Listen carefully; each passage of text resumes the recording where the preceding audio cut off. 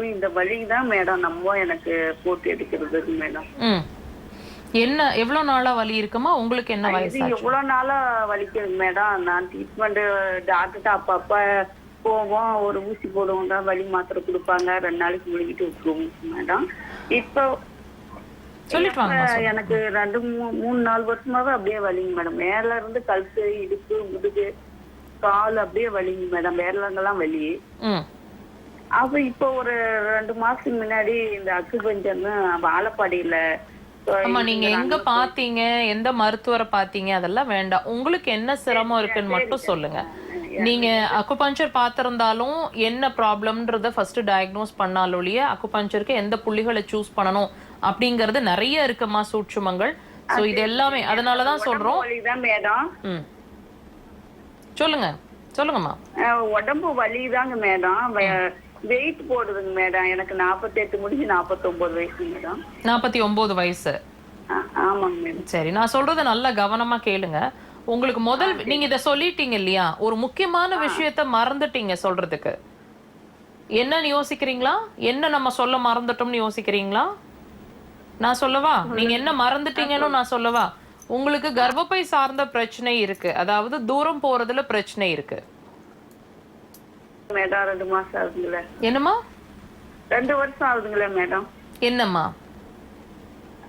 கர்ப்பையில தூரம் போறது 2 வருஷம் ஆகுதுங்களே மேடம். நின்னு 2 வருஷம் ஆகுது, அதானே சொல்ல வரீங்க? ஆமாங்க. அதுதானமா பிரச்சனைன்னு நாங்க சொல்றோம்.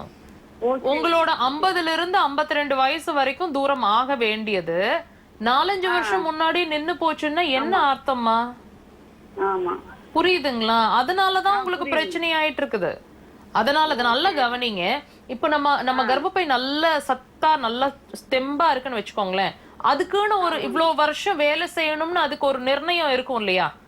நம்ம பூப்படைதல்ல இருந்து இவ்வளவு வருஷம் நமக்கு தூரம் ஆகணும், அப்படி இருந்தா நம்ம ஆரோக்கியமா இருக்கிறோங்கிறது தானே கணக்கு.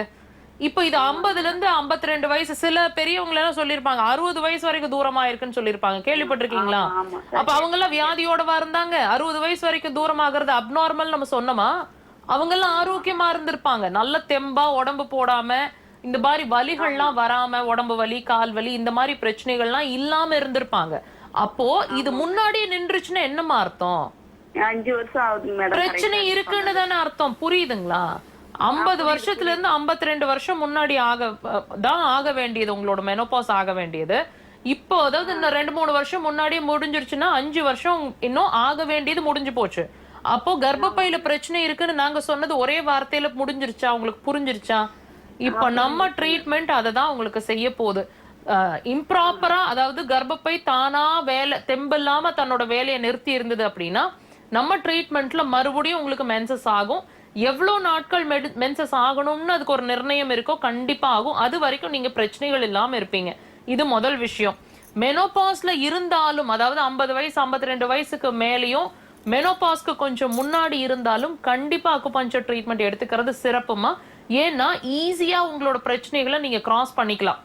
இந்த ஹாட் பிளாஷஸோ மூட் ஸ்விங்ஸோ எந்த பிரச்சனைகளும் இல்லாம ஈஸியா உங்களோட கர்ப்பப்பைய தன்னோட நிலையிலிருந்து அப்படியே ஈஸியா கொண்டு போய்க்கலாம், ஹெல்த்தியாவே.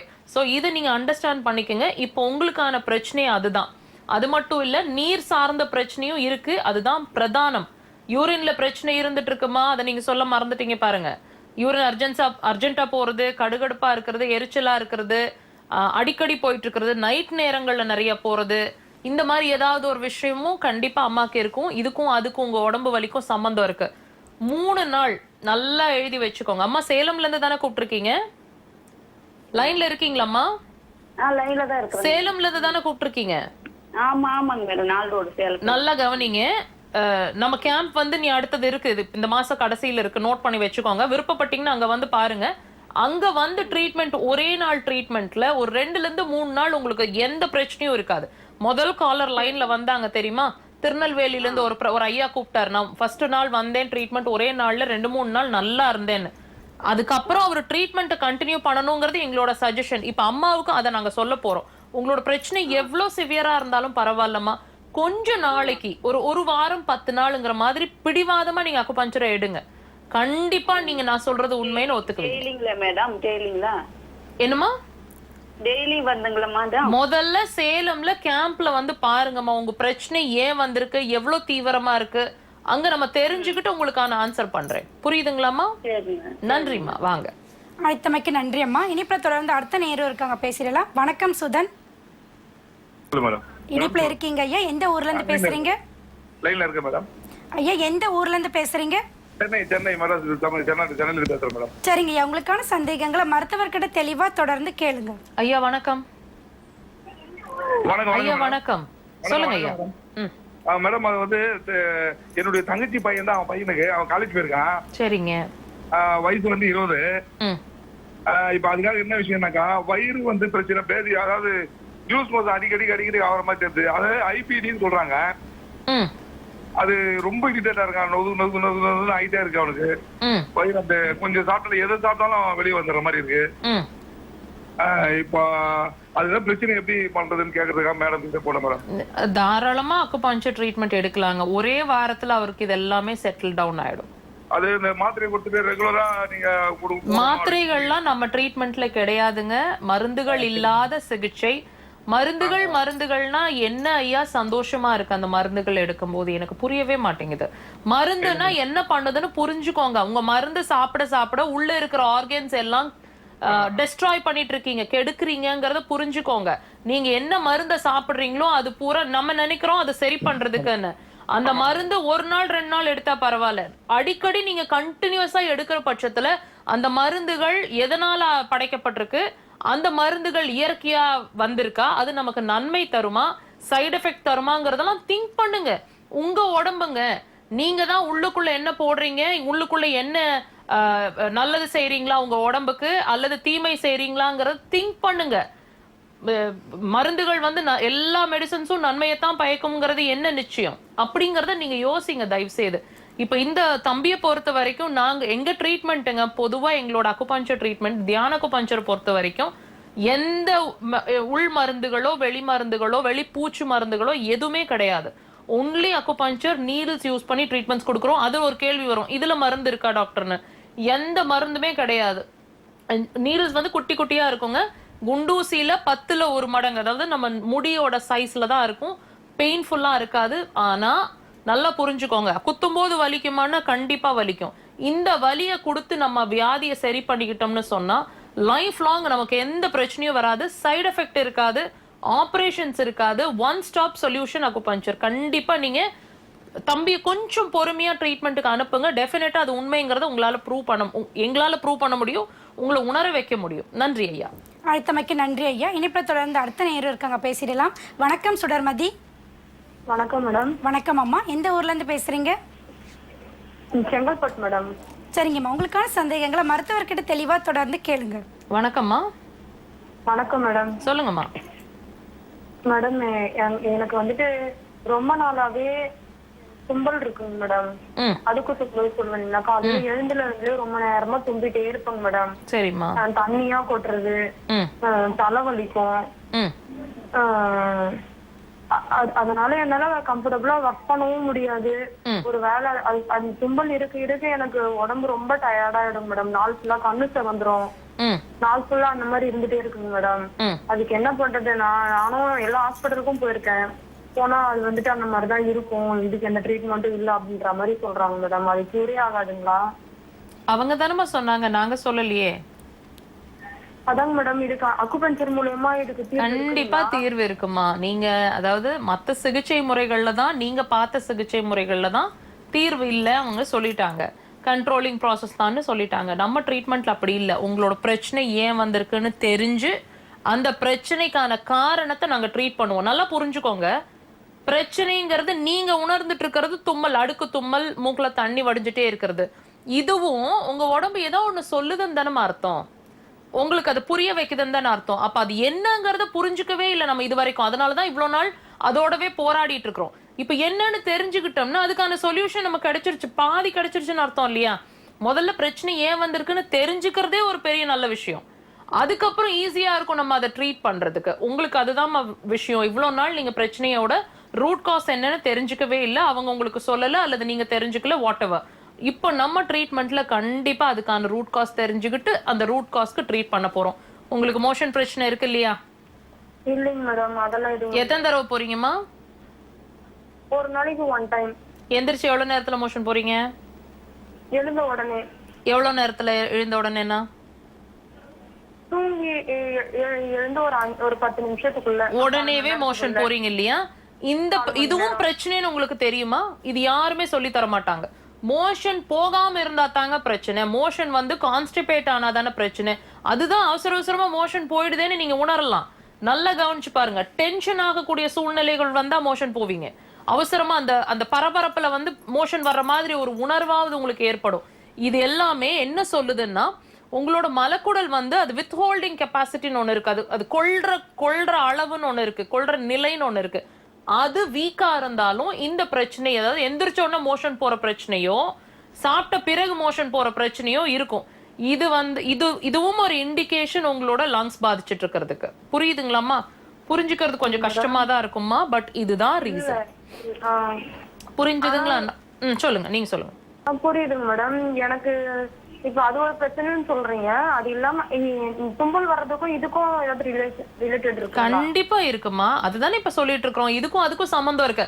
ரெண்டுமே இப்ப நான் சொன்ன, நீங்க சொல்ற லங்ஸ், நான் சொல்ற லார்ஜ் இன்டெஸ்டைன், பெருங்குடல் அல்லது மலக்குடல், இது ரெண்டுமே காற்று சார்ந்த உறுப்புன்னா நம்ப முடியுமா உங்களால? நம்ப முடியல தானே. ஆனா ரெண்டுலயுமே காற்றுன்றது ஒரு விஷயம் இருக்கும்.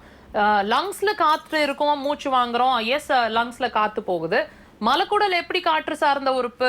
நல்லா கவனிச்சு பாருங்க. மலக்குடல்ல தான் காற்று பிரியும், கேஸஸ் எமிட் ஆகும், கீழ் வழியா காத்து பிரியுதா. சோ ரெண்டுமே மெட்டல், அதாவது அக்குபஞ்சர்ல காற்று சார்ந்த உறுப்புன்னு சொல்றாங்க. கணவன் மனைவி உறுப்பு ஒண்ணு பிரச்சனையாச்சுன்னா இன்னொன்னு என்ன ஆகும்? டிஸ்டர்ப் ஆகும். இப்ப நீங்க சொல்றது, நீங்க வெளியே உங்களுக்கு தும்மலா காமிச்சிட்டு இருக்கிற விஷயத்த நீங்க சொல்றீங்க. உங்களை உணர வைக்கிறத, உங்களை கஷ்டப்படுத்துற விஷயத்த நீங்க சொல்றீங்க. எது கஷ்டப்படுத்திட்டு இருக்கிற விஷயம் நம்மளால உணர முடியல. ஏன்னா அது கஷ்டம் இல்லையே, எந்திரிச்சுன்னா போயிடுது. நீங்க ட்ரீட்மெண்ட் ப்ராப்பரா அக்குபஞ்சர் ட்ரீட்மெண்ட் எடுத்த பிறகு உங்களோட மோஷனோட, அதாவது உங்களோட பவல் ஆக்டிவிட்டிஸ் இருக்கிறதுக்கும் உங்களோட தும்மல் மாறுறதுக்கும் இருக்கிற டிஃபரன்ஸை நீங்க உணர்வீங்க. அப்பதான் தெரியும், ஓ இதுதான் நார்மலா அப்படின்னு. புரியுதுங்களாம்மா? நன்றிம்மா. அழைத்தமைக்கு நன்றி அம்மா. உங்களுடைய ஹாஸ்பிட்டலோட அட்மிஷன் ப்ரொசீஜர் பத்தி சொல்லுங்க. கண்டிப்பா. நம்ம ஹாஸ்பிட்டலோட விஷுவல் நீங்க பார்த்திருப்பீங்க. தியான அக்குபஞ்சர் ஹாஸ்பிட்டலோட மெயின் பிரான்ச் அப்படிங்கிறது கோயம்புத்தூர்ல ஃபங்க்ஷன் ஆயிட்டு இருக்கோங்க. தமிழ்நாட்டிலேயே ஒரே அக்குபஞ்சர் ஹாஸ்பிட்டல் அட்மிஷனுக்காக நாங்கள் பிரத்யேகமாக ப்ரிக்யூர் பண்ணியிருக்கோம். நீங்கள் அங்கே வந்து சிகிச்சை எடுக்கணும், அதாவது தங்கி இருந்து சிகிச்சை எடுக்கணும்னாலும் சரி, ஓபியில் வந்து சிகிச்சை எடுக்கணும் அப்படின்னு நினச்சிங்கனாலும் சரி, தனித்தனியாக நம்பர்ஸ், ஹாஸ்பிட்டல் நம்பர்ஸ் கொடுத்துருக்குறோம். நீங்கள் காண்டாக்ட் பண்ணலாம். அட்மிஷன் ப்ராசஸை பொறுத்த வரைக்கும் 10 days அல்லது 21 days ஒரு ப்ராசஸுங்க. இதே வந்து சென்னை பிரான்ச் பற்றின அப்டேட் அப்படிங்கிறது Kodambakkam Bharatheeswarar colony 3rd Street அப்படின்ற இடத்துல நம்ம ஹாஸ்பிட்டல் ஃபங்க்ஷன் ஆகுது. எல்லா வாரமும் சனிக்கிழமைகளில் மாத்திரமே நாங்கள் சென்னையில் அவைலபிளாக இருக்கிறோம். முன்னாடி உங்களோட அப்பாயின்மெண்ட்ஸை சாட்டர்டேக்காக நீங்கள் புக் பண்ணிவிட்டு நீங்கள் வந்து எங்களை பார்க்கலாம். பட் சென்னை மக்களுக்கு சென்னையிலேயே நீங்கள் ட்ரீட்மெண்ட்ஸ் எடுத்துக்கலாம். கோயம்புத்தூர் வந்து பார்க்கணுங்கிற அவசியம் கிடையாது. த்ரூ அவுட் த வீக் வந்து இப்போ நீங்கள் சாட்டர்டேஸ் பார்த்துட்டு ட்ரீட்மெண்ட் ஸ்டார்ட் பண்ணால் த்ரூ அவுட் த வீக்குமே நீங்கள் அங்கே நம்ம சென்னை பிரான்ச்லேயே ஓபி பேஷண்ட்டாக நீங்கள் ட்ரீட்மெண்ட் எடுத்துக்கலாம். தங்கணுன்ற அவசியம் கிடையாது. இன்றைக்கு இணைப்பு கிடைக்காத நேயர்கள் உங்களை எப்படி தொடர்பு கொள்ளலாம்? ஹாஸ்பிட்டல் நம்பர்ஸ் இருக்கு இல்லைங்களா, ஸ்க்ராலில், அந்த நம்பர்ஸை நோட் பண்ணி வச்சுக்கோங்க. இன்னைக்கு லைவ்ல நீங்கள் ட்ரை பண்ணீங்க, நிறைய உங்களுக்கு நாங்கள் ஆன்சர் பண்ணோம். நிறைய பேர், நிறைய காலர்ஸ் வந்து ட்ரை பண்ணியிருப்பீங்க, லைன் கிடைக்காம கூட இருந்திருக்கலாம். இன்னும் ஃபர்தராக நான் நிறைய டவுட்ஸ் இருக்கு அக்குபஞ்சர் பற்றி, என்னோட கண்டிஷனுக்கு அக்குபஞ்சர் ஒர்க் பண்ணுமா, இது எல்லாமே நீங்கள் ஒரு கிளாரிட்டி உங்களுக்கு கிடைக்கணும் அப்படின்னா ஹாஸ்பிட்டல் நம்பர்ஸை காண்டாக்ட் பண்ணுங்கள். நாளை காலை 11 மணிலேருந்து 12 மணிக்குள்ளே எங்ககிட்ட நீங்கள் டைரெக்டாக ஹாஸ்பிட்டல் நம்பர்ஸில் பேச முடியும். லைவ்ல மிஸ் பண்ணிட்டோன்னு நினைக்க வேண்டாம். கண்டிப்பாக ஹாஸ்பிட்டல் நம்பர்ஸை காண்டாக்ட் பண்ணுங்கள், டைரெக்டாகவே பேச முடியும். Any type of medical questions, medical doubts will be able to answer. உங்களோட யூடியூப் சேனல் பற்றி சொல்லுங்கள். கண்டிப்பாக. நம்ம யூடியூப் சேனல் மட்டும் இல்லைங்க, ஃபேஸ்புக், இன்ஸ்டா எல்லாத்துலேயுமே நான் சொல்ல போகிற இந்த ஐடியில் நீங்கள் எங்களை சர்ச் பண்ணலாம்.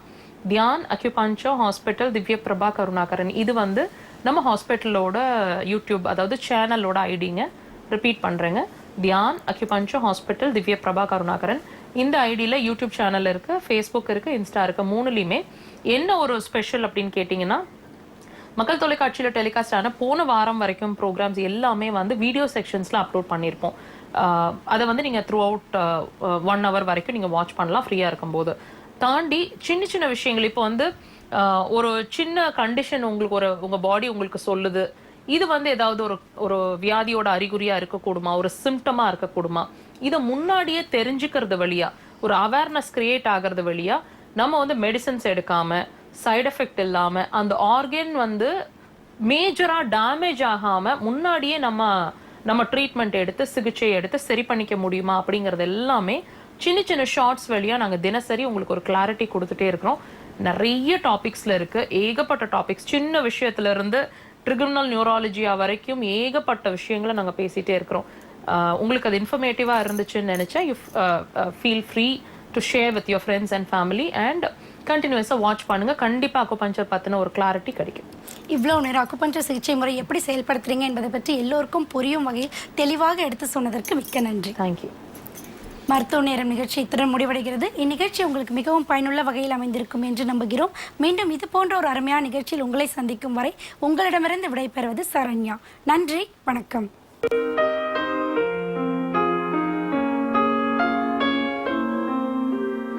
நேயர்களே, உலகத் தமிழ் மக்களின் உள்ளங்கள் மட்டுமன்றி இல்லங்கள் எங்கெங்கும் நீக்கமர நிறைந்திருக்கும் மக்கள் தொலைக்காட்சியின் மண் பயனுறும் வகையிலான எண்ணத்தில் சிறகடிக்கும் வண்ணமயமான நிகழ்ச்சிகளை யூடியூப் இணையத்திலும் இடைவிடாது கண்டு களியுங்கள். யூடியூப் வலைத்தளத்தில் மக்கள் டிவி என தட்டச்சு செய்து ஈடு இணையற்ற நமது மக்கள் தொலைக்காட்சியுடன் இரண்டர கலந்திடுங்கள்.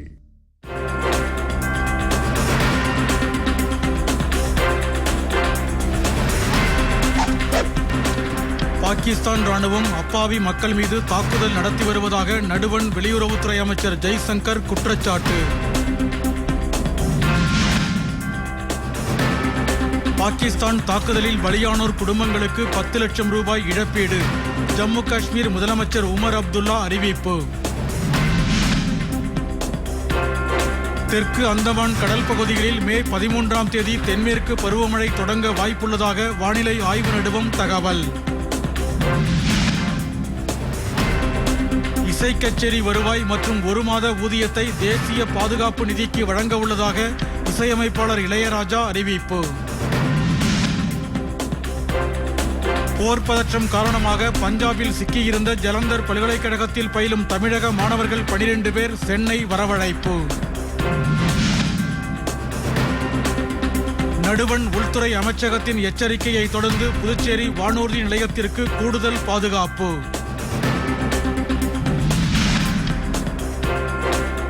கடலூரில் தனியார் பள்ளி ஊர்திகளில் செய்யப்பட்டுள்ள பாதுகாப்பு ஏற்பாடுகள் குறித்து மாவட்ட ஆட்சியர் சிபி ஆதித்ய செந்தில்குமார் ஆய்வு. சரக்கூர்தியில் கமுக்க அறை அமைத்து பெங்களூருவில் இருந்து 225 கிலோ குட்கா கடத்தி வந்த சொர்ணலிங்கம் என்பவர் ஓசூரில் கைது. செங்கல்பட்டில் நடைபெற்ற பெண் கல்வி குறித்த விழிப்புணர்வு திரளோட்டத்தில் 500க்கும் மேற்பட்ட மாணவ மாணவிகள் பங்கேற்பு.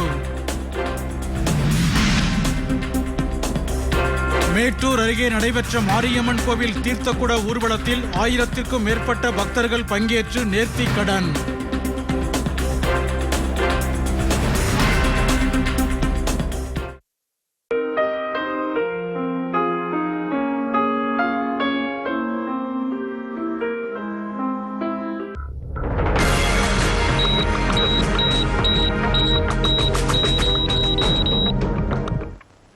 மக்கள் தொலைக்காட்சி நேயர்களுக்கு வணக்கம். இது மருத்துவ நேரம். இன்றைய மருத்துவ நேர நிகழ்ச்சியில் உடல் வலி மற்றும் எலும்பு முறிவு சம்பந்தப்பட்ட பிரச்சனைகளுக்கு தீர்வளிக்கிறார் RS வேலுமணி சித்த ஆயுர்வேத மருத்துவமனையின் பாரம்பரிய வைத்தியர் RS வேலுமணி அவர்கள். வணக்கம். வணக்கம். இன்னைக்கு முதல்ல உடல் வலிகள் பத்தி பார்க்கலாம். பெரும்பாலான பெண்கள் பாத்தீங்கன்னா அதிகாலையில் எந்திரிச்ச உடனே கால் வலிக்குது, குதிகால் வலி இருக்கு அப்படிங்கிற மாதிரி சொல்லுவாங்க. அது எதனால ஏற்படுது அப்படிங்கறத பத்தி சொல்லுங்க. ஆமா, அதாவது பாத்தீங்கன்னா குதிங்கால் வலி காலையில எந்திரிச்ச உடனே பெரும்பாலான பெண்கள் காலையில எந்திரிச்ச உடனே வலி இருக்குமாங்க, நடக்க நடக்க சரியாயிரும் அப்படின்னு சொல்லுவாங்க. அதே மாதிரி பாத்தீங்கன்னா திருப்பி கொஞ்ச நேரம் ஒரு இடத்துல போய் உட்காருவாங்க, திருப்பி வலி வரும். ஒரு 10 ஸ்டெப்புக்கு வலி இருக்கும், நடக்க நடக்க சரியாயிரும். காலைல எந்திரிச்சு காலை ஊனும் போது வலி இருக்கும், நடக்க ஒரு 10 ஸ்டெப்ல வலி சரியாயிரும். அதே மாதிரி ஒரு சோபாவிலேயோ ஒரு சேர்லயோ உட்கார்ந்துருப்பாங்க, திருப்பி எந்திரிச்சு ஊனும் போது அவங்களுக்கு காலில் முள்ளு குத்துற மாதிரி இருக்கும். திருப்பி ஒரு 10 ஸ்டெப்புக்கு வலி இருக்கும், நடக்க நடக்க சரியாயிரும் எப்படி சொல்லுவாங்க. அதுல ஒரு சிலர் சொல்லுவாங்க, எனக்கு எப்பவுமே வலி இருக்கு, காலைல எந்திரிச்ச டயத்துல இருந்து நைட்டு படுக்கிற வரைக்கும் வலி இருக்குன்னு சொல்லுவாங்க. இந்த நிகழ்ச்சியை பார்த்துக்கிட்டு இருக்கிறவங்க எல்லாருமே சிந்திக்கணும். அதாவது இப்ப பாத்தீங்கன்னா பரதநாட்டியம் ஆடுறாங்க, அவங்களாம் குதிங்கால கொண்டு தரையில தட்டுவாங்க, அவங்களுக்கெல்லாம் காலில் வலி வரவா செய்யுது. வெறும் காலில் பல கிலோமீட்டர் நடந்து கோயில்களுக்கெல்லாம் நடப்பயணம் பண்ணுவாங்க. வெறும் காலில் ஏதாவது சப்பல் எதுவுமே போடாம நடந்தே கோயில்களுக்கெல்லாம் போவாங்க, அவங்களுக்கெல்லாம் கால் வலியா வருது. அதே மாதிரி பார்த்தீங்கன்னா லாங் ஜம்ப் தாண்டுவாங்க, ஹை ஜம்ப் தாண்டுவாங்க, கபடி விளையாடுவாங்க. எல்லாத்துலயுமே காலை வெறுமனே தரையில தட்டி விளையாடக்கூடிய விளையாட்டுகள்லாம் நம்ம பார்த்துக்கிட்டு இருக்கோம். அவங்களுக்கெல்லாம் நமக்கு வந்து காலில் வலி வந்ததா பார்த்தது கிடையாது. இத குதிங்கால் வலிய செல்ல மருத்துவத்துல இன்னைக்கு சித்த மருத்துவர்களே சாதாரணமா அதை குதிங்கால் வாதம்னு சொல்லாம, நீர்க்கட்டுன்னு சொல்லாம, அலோபதி மருத்துவத்துல என்ன ரிப்போர்ட் கொடுக்காங்களோ அதையே சொல்லிக்கிட்டு இருக்காங்க. எக்ஸ்ட்ரா எலும்பு வளர்ந்துட்டு அப்படின்ட்டு ஒரு ஒரு காலில் குதிங்காலில் எக்ஸ்ட்ரா எலும்பு வளர்ந்துட்டுன்னா அது நடக்க நடக்க வலி கூடணுமா குறையணுமா? சாதாரண மக்களே சிந்திச்சு பார்க்கணும்.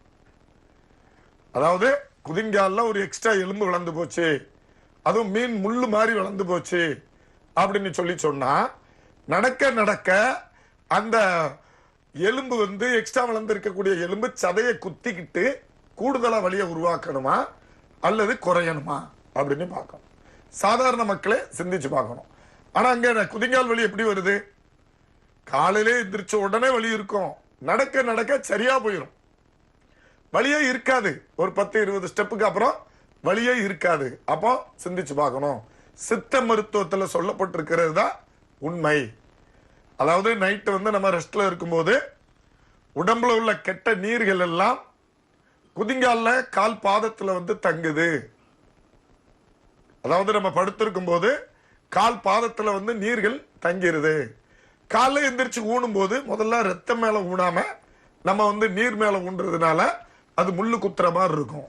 ஒரு 10 ஸ்டெப் நடந்த உடனே உடம்புல உள்ள ரத்தம்லாம் இங்க சப்ளை ஆக ஆரம்பிச்சிடும். குதிங்கால்ல ரத்தம் சப்ளை ஆக ஆரம்பிச்ச உடனே வலி இல்லாம போயிடும். இது உதாரணத்துக்கு பாருங்க, ஒரு பாட்டில்ல தண்ணி வச்சுக்கிடுங்க, தண்ணியில அழுக்கு, ஒரு வாட்டர் பாட்டில்ல தண்ணி இருக்கு, தண்ணியில அழுக்கு இருக்கு. அந்த அழுக்கு எங்க படியும்? கீழே தான் படியும். அதே மாதிரி நம்ம உடம்புல ரத்தத்துல உள்ள கெட்ட நீர்கள் குதிங்கால்ல வந்து தங்கும் போது முதல்ல எந்திரிச்சு ஊனும் போது வலி இருக்கும், நடக்க நடக்க சரியாயிரும். ஏன்னா நடக்க நடக்க அந்த நீர்கள் கலைஞ்சி அந்த குதிங்காலுக்கு ரத்தோட்டம் வர ஆரம்பிச்சிருது, அதனால வலி இல்லாம போயிடும். இது வந்து துளியும் அதுல வந்து எக்ஸ்ட்ரா எலும்பு வளர்ந்ததுனால அப்படிலாம் நம்ம ஏன்னா ஒரு யாரு ரிப்போர்ட் சொல்றாங்களோ அவங்க ஒரு எலும்பு மாறி ஒரு செஞ்சு ஒரு படிவத்தை செஞ்சு குதிங்கால நம்ம மாட்டி விட்டுட்டு நடக்க விடுங்களேன், இருக்க இருக்க அந்த எலும்பு மாதிரி படிவம் வந்து குத்திட்டு நம்ம சதையெல்லாம் கிழிச்சு விட்டுரும். அப்போ அது வந்து எக்ஸ்ட்ரா எலும்பு வளர்ச்சிலாம் கிடையாது. வாத நீர், உடம்புல உள்ள கெட்ட நீர்கள் குதிங்கால தங்குறதுனால வரக்கூடிய பிரச்சனைகள். சிலருக்கு பாத்தீங்கன்னா ரத்தத்துல சத்து குறைபாடு இருக்கும். நகத்தெல்லாம் பாத்தீங்கன்னா வெள்ளை வெள்ளைன்னு இருக்கும், கண்ணுல பார்த்தா வெள்ளையா இருக்கும், ரத்தமே இருக்காது. கை உள்ளங்கையை பார்த்தா வெள்ளை வெள்ளைன்னு இருக்கும், ரோஸ் கலர்ல இருக்காது. கால் பாதத்தை பார்த்தீங்கன்னா வெள்ளை வெள்ளைன்னு இருக்கும், உடம்புல ரத்தமே இருக்காது. சத்து குறைபாடுனால, ரத்தத்துல சத்து குறைபாடுனால குதிங்கால் கால் பாதம் வலி வர்றத நம்ம பார்க்கோம். எப்படி குதிங்கால் வந்து வலி வர்றதுக்கு இதுதான் உண்மையான காரணமே தவிர அந்த எக்ஸ்ட்ரா எலும்பு வளர்ந்திருக்கு அப்படின்னு சொல்லிக்கிட்டு தோள்களை அறுத்து சதைகளை பிளந்து அந்த எலும்புல இந்த மரக்கட்டளை தச்சுப்பட்டையில வேலை செய்வாங்க பாருங்க, அந்த மரத்தெல்லாம் கரைச்சி உருவப்படுத்துவாங்க. அந்த மாதிரி எலும்பை கரைச்சி எக்ஸ்ட்ரா எலும்பு வளர்த்துட்டு சொல்லி எலும்பை கரைச்சி விட்டுக்கிட்டு இருக்காங்க. இதெல்லாம் எந்த அளவுக்கு அறிவியல் பூர்வமானது அப்படின்னு சொல்லி சிந்திச்சு பார்க்கும்.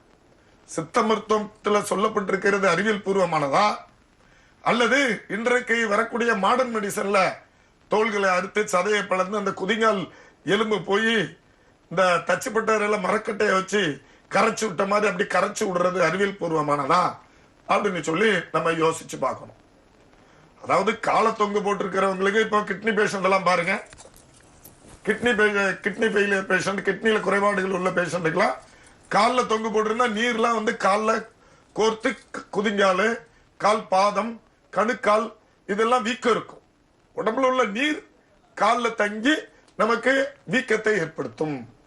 அதே மாதிரிதான் நம்ம உடம்புல உள்ள கெட்ட நீர்கள் குதிங்கால்ல தங்கி வலி வர்றதான் நம்ம குதிங்கால் வலி, குதிங்கால் வாதம் இந்த மாதிரி சொல்றோம். அதுல எலும்பு வளர்ந்துட்டுன்னு சொல்லி யாராவது இந்த அறுவை சிகிச்சை பண்ணிக்கிறதுலாம் அறிவியல் பூர்வமானதா இருக்க முடியாது. இத பத்தி பேசுறதுக்கு முன்னால ஒரு நேர் இணைப்புல இருக்காங்க, பேசிடலாம். மக்கள் வணக்கம். ஹலோ வணக்கம் ஐயா, பேர் சொல்லுங்க. சிவகுமார் மேடம். எங்க இருந்து பேசுறீங்க ஐயா? பசுமனை. வைத்தியர் இருக்காங்க, சந்தேகங்களை கேளுங்க. ஐயா வணக்கம், சொல்லுங்க. வணக்கம் ஐயா, நான் பசுமனையில இருந்து பேசுறோம், தூத்துக்குடி மாவட்டம். வணக்கம், சொல்லுங்க. இந்த காலையில எந்த உடனே குதிங்கால்லாம் வலிக்கு. சரி, நடக்க நடக்க குறைஞ்சிருந்தா வலி? நடக்க நடக்க குறையே இல்ல, அப்படியேதான் இருக்கு. அப்படியேதான் இருக்கு. சரி, கால்ல கணுக்கால் வந்து கருத்து போற மாதிரி அந்த மாதிரி எதுவும் இருக்கா? கணுக்கால் கருத்து அந்த மாதிரி இருக்கா? ஆமா ஐயா, கணுக்கால் கருத்து இருக்கு. ஆமா. சரிங்க, வயசு என்னாச்சு உங்களுக்கு? 41. 41. மோஷன்லாம் எப்படி போகுது? மோஷன் ஒரு நாளைக்கு 2-3 தடவை போதும். 3 ட்ரிப் போதா மோஷன்? ஆமா ஐயா. அடிக்கடி பேதி ஆகுது அந்த மாதிரி எதுவும் பிரச்சனை இருக்கா? இல்ல இல்ல இல்ல, அப்படி இல்ல. ட்ரிங்க்ஸ் எல்லாம் சாப்பிடுவீங்களா? அந்த மாதிரி எதுவும் பழக்கங்கள் இருக்கா? அந்த பழக்கமும் இல்லையா. சரி, சிகரெட் அடிப்பீங்களா? இல்ல இல்ல, ஒரு பழக்கமும் கிடையாது. எந்த பழக்கமும் கிடையாது. வேற எதுக்காவது மருந்து மாத்திரை சாப்பிடுறீங்களா? இல்ல இல்ல இல்ல, இல்ல சாப்பிடல. சரி, ரைட், ஓகே. போனை கட் பண்ணிருங்க, அதுக்கு விளக்கம் சொல்றேன். அதாவது பாத்தீங்கன்னா சிலருக்கு வந்து ரத்தத்துல தேவையில்லாத நீர்கள், கழிவுகள் இருக்கும். பேதியே லைஃப்ல போயிருக்க மாட்டாங்க. உடம்புல பெருங்குடல்ல கேஸ் கழிவுகள் அதிகமா இருக்கும். ரத்தத்துல தேவையில்லாத கழிவுகள், நீர்கள் இருக்கும். அப்ப ரத்தத்துல உள்ள கெட்ட நீர் நமக்கு கணுக்கால், குதிங்கால் எல்லாம் டெபாசிட் ஆயிருக்கும் போது நம்ம நடக்கும் போதெல்லாம் வலி வர்றதுக்கு வாய்ப்பு இருக்கு. பாத்தீங்கன்னா யூரிக் ஆசிட் அதிகமா இருக்கிறவங்களுக்கு எப்பவுமே இந்த கணுக்கால் ஜாயிண்ட், கால் பாத ஜாயிண்ட் எல்லாம் எப்பவுமே எரிச்சல், வலி இருக்கிறதுக்கு வாய்ப்பு இருக்கு. அதே மாதிரி சக்கரை வியாதி நோயாளிகளுக்கு கணுக்கால் ஜாயிண்ட், கால் பாதம் இதெல்லாம் எப்பவுமே வலி இருக்கிறதுக்கு வாய்ப்பு இருக்கு. அதனால நீங்க நேர்ல பசுவந்தனை அப்படின்னு சொல்லி சொன்னா நாங்க திருநெல்வேலிக்கு வரோம்.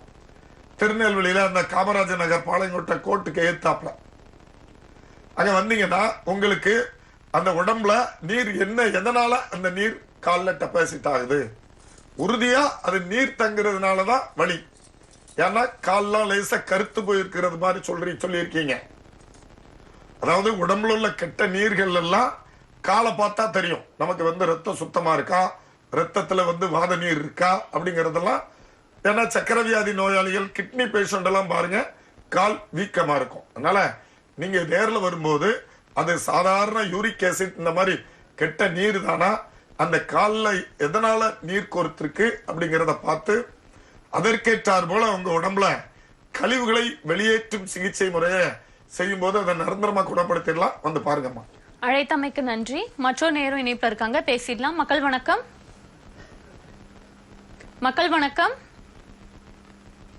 நேர் இணைப்புல இல்ல, நம்ம தொடர்ந்து பேசுவோம். முடக்குவாதம் அப்படிங்கிறது என்ன, அது பரம்பரையா வருமா அப்படிங்கறத பத்தி. ஆமா, அதாவது பாத்தீங்கன்னா முடக்குவாதம் அதாவது சாதாரணமா எல்லாருக்கும் வந்து முழங்கால் மூட்டு வலி வர்றது, கணுக்கால்ல வலி வர்றது, தோள்பட்டையில வலி வர்றது, அப்படியே ஒரு ஜாயிண்டுகள்ல மட்டும் வலி இருந்துச்சு அப்படின்னு சொல்லி சொன்னா நமக்கு அது வந்து சாதாரணமா நீர்க்கட்டுனால வந்திருக்கு.